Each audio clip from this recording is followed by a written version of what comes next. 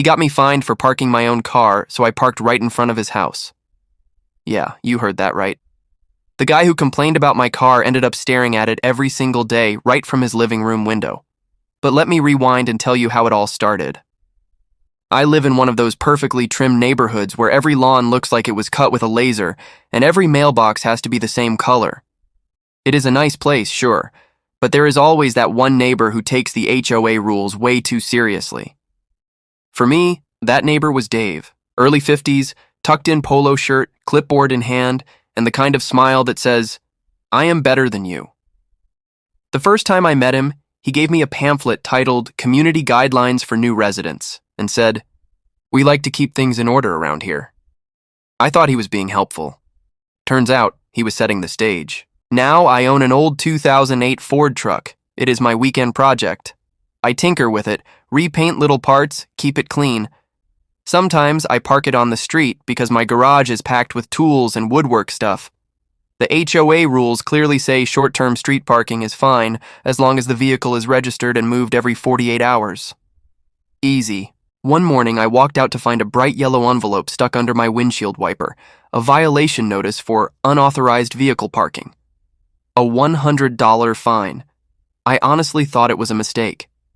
I checked the HOA handbook, double-checked the rule, and I was totally in compliance. So, I headed to the HOA office to clear things up. The lady behind the desk looked like she had been through this before. She said, "It was reported by a resident with photographic evidence." I asked who it was, and she said she could not tell me for privacy reasons. But I already knew. Dave. See, a few days earlier, he had walked by while I was waxing the truck and said, "That thing is a bit of an eyesore, huh?" I laughed it off, but that smile of his had the same energy as someone filing a complaint in their head. I paid the fine to avoid late fees, but I filed an appeal. 2 days later, I got a denial. No explanation, no discussion. Just, appeal rejected. That was the moment I realized this was not about the HOA. It was about one guy's personal vendetta. Over the next month, I started getting more notices. One said my wife's SUV was parked too close to the sidewalk. Another said I had excessive car wash runoff. Then one for long-term parking of unregistered vehicle, which was literally the same truck with the same plate, parked for less than a day. Every fine was anonymous. But who else would be out there taking pictures of my driveway at 7 in the morning? I started keeping track. Photos, dates, everything. I set up a security camera on my garage and, sure enough, caught Dave one night walking across the street, camera in hand, snapping shots of my truck like he was collecting evidence for a true crime show. I wanted to confront him right then, but instead, I waited until the next morning. He was outside trimming his hedge, pretending not to notice me. I walked up and said, "Hey Dave, have you been taking pictures of my property?" He said, "Just doing my duty. The HOA needs people who care." "The HOA needs people with common sense," I shot back. He just smirked and said, "Rules are rules," then walked away. That was the last straw. I decided to go full detective. I reviewed every single HOA guideline that night, from noise restrictions to mailbox height. And that is when I found something that made me grin. There was absolutely no rule stating where on the public street a vehicle could be parked as long as it was registered and did not block a driveway or fire lane. And guess what? The curb right in front of Dave's house was considered public access. That was my golden ticket. The next morning, I moved my truck from my driveway and parked it right across the street, directly in front of Dave's living room window. I lined it up perfectly, gleaming clean, HOA permit displayed clearly on the dashboard. A few hours later, I heard the sound of a car door slam. Dave stood frozen on the sidewalk, staring at my truck like it was the final boss in his video game of neighborhood control. His face turned red, his jaw clenched, and he pulled out his phone, probably to report it again. By evening, I got an email from the HOA about a new violation report, but this time, I was ready. I replied instantly, attaching photos of the truck, time-stamped, showing that it was parked legally on a public street. I even cited the exact paragraph from the HOA handbook. Then, just for good measure, I CC'd the entire board. The next morning, silence. No fine, no response, Nothing. But when I checked outside, Dave was standing by his window, curtain slightly pulled, glaring at my truck. For the first time, he had no power over it, and that felt good. But I was not done, because the more I thought about it, the more I realized this was not just one annoying neighbor. This was a system that allowed people like him to abuse the rules, and I was going to expose that. So that next morning, I woke up ready for round 2. The fine was still taped to my door, fluttering in the breeze like a bright yellow insult. I grabbed it, stared at it for a few seconds, and thought, "All right, Dave, game on." I had spent most of the night thinking about how to deal with him. My gut told me the HOA fine was not random. Someone had pushed it through, and I was determined to find out who. I started by walking the neighborhood like nothing was wrong. Casual morning stroll, coffee in hand, pretending to enjoy the fresh air. But my eyes were scanning every driveway, every car, every porch. I noticed something interesting right away. A few other neighbors had their cars parked just like mine, but no fines taped to their doors. So why only me? That was my first clue. Later that afternoon, I decided to take a trip to the HOA office. It was just a small room attached to the community center, but it felt like stepping into a courtroom. The HOA secretary, Susan, was sitting behind the desk, typing away on her computer. I greeted her politely and asked, "Hey, could you please tell me who filed the report about my car?" She gave me that nervous smile that said she knew something she probably should not say. "I am sorry," she replied. "We cannot share resident complaint details." I nodded like I accepted it. But inside, I was already forming Plan B. I leaned on the counter a little and said softly, "I get it, but here is the thing. The fine says my car blocked community access. That is not true, and I have photos from that morning. So either there is a mistake or someone is misusing the system." That got her attention. She paused her typing, looked around to make sure no one else was there, and whispered, "Let me just check the log." After a few clicks, she leaned back and said quietly, "It was a resident complaint. Name starts with D." D. That could only be one person. Dave. I smiled, thanked her, and walked out like nothing happened. But my brain was spinning. So Dave had actually reported me to the HOA over a parking spot. I knew I could not just barge into his yard and start yelling. I wanted to handle this smartly. That night, I pulled up my home security footage. I had cameras set up near my garage and the street. I scrolled through the footage from the morning before the fine. Around 7 a.m., there he was. Dave, walking his dog, stopping right in front of my car, pulling out his phone, taking pictures, and then typing something. Clear as day. I almost laughed out loud. I paused the frame where he was pointing at my car and talking on his phone. Gotcha. The next morning, I printed those still frames and slid them into a folder labeled Parking Dispute Evidence. It felt kind of official, like I was about to go to war with paperwork instead of weapons. Over the next few days, I noticed Dave acting extra proud of himself. He was out trimming his perfect hedge, waving smugly when I walked by, and even chatting with other neighbors in that way people do when they are pretending to warn others about someone. I overheard him once saying, "Some folks just cannot follow simple rules." Yeah, I heard that, Dave. By Thursday, the HOA meeting notice showed up. Monthly board meeting, open to residents. I circled the date in red. I planned to show up with my evidence and a smile. When the night finally came, the meeting room was packed. Maybe 15 residents, a few board members, and of course Dave sitting right up front with that self-satisfied grin. The HOA president, a woman named Carla, started the meeting by going over budgets and landscaping updates, the usual boring stuff. Then came the section for community concerns. I raised my hand. "I would like to discuss a parking fine I received." Carla nodded politely. "Please, go ahead."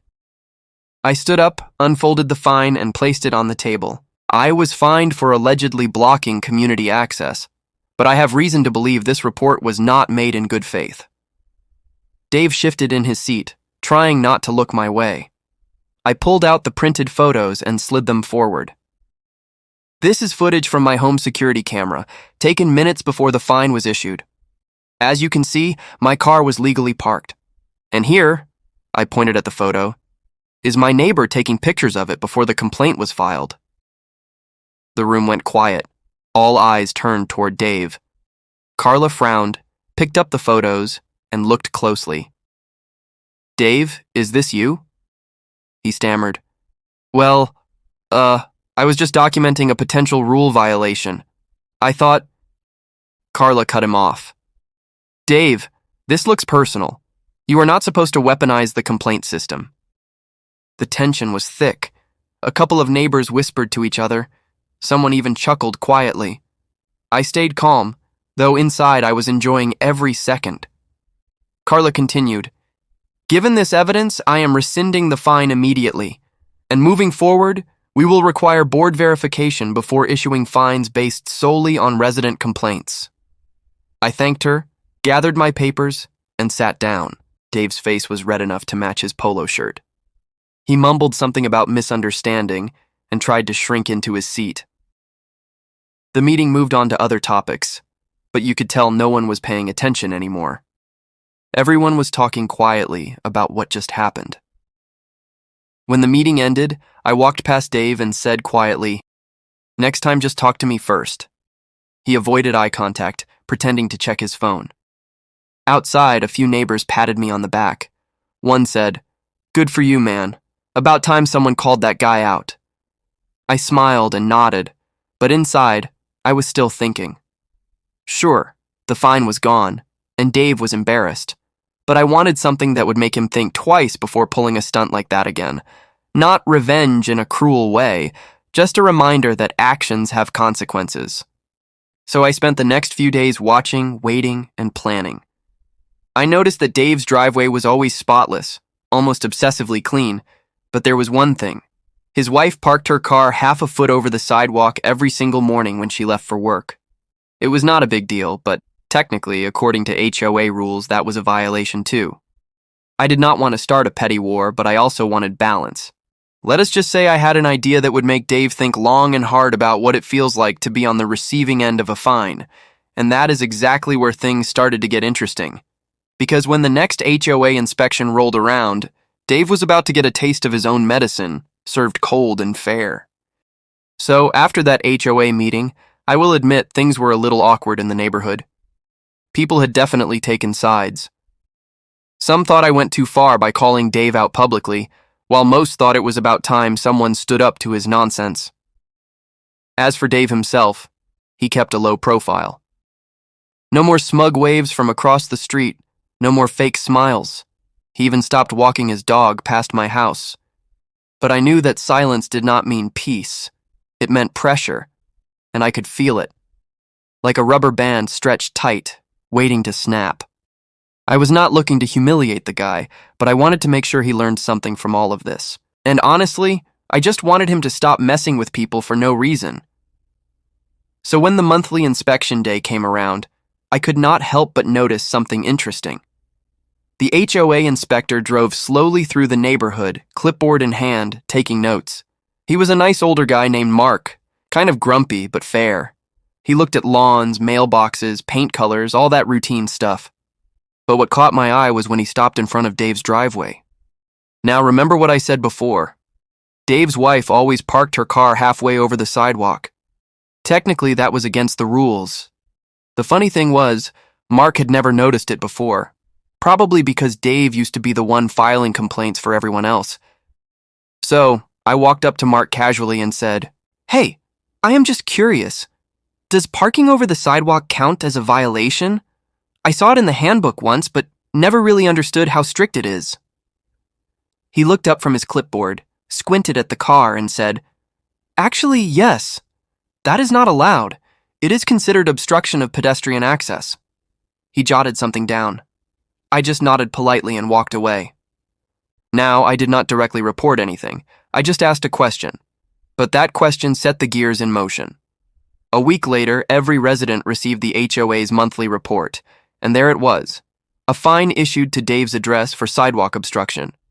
I nearly choked on my coffee when I saw it. I did not laugh out loud, but I smiled, a slow, quiet kind of satisfaction. Later that day, I saw Dave pacing outside his house, holding the notice in his hand, muttering under his breath. I was watering my plants, pretending not to notice. Eventually, he turned toward me, clearly irritated. "You happy now?" he snapped. I set the hose down and looked him straight in the eye. "Dave, I did not fine you. The HOA did. Maybe now you understand how it feels when someone tries to use rules as a weapon." He did not respond. He just shook his head and went back inside. For the next few weeks, things were different. The neighborhood felt lighter somehow. People started decorating again, kids played outside without being scolded for riding bikes too close to lawns, and everyone seemed more relaxed. The whole community noticed the change, but here is where things got even more interesting. A month later, the HOA board announced that they were forming a resident review committee to handle complaints more fairly. Carla, the president, reached out to me and asked if I would join. I said sure, not because I wanted power, but because I wanted balance. At our first committee meeting, I noticed that Dave had also shown up, but this time he was quiet. He volunteered to help with landscaping projects and even offered to repaint the park benches. I will admit, I was surprised. Maybe he realized that the HOA was supposed to be about community, not control.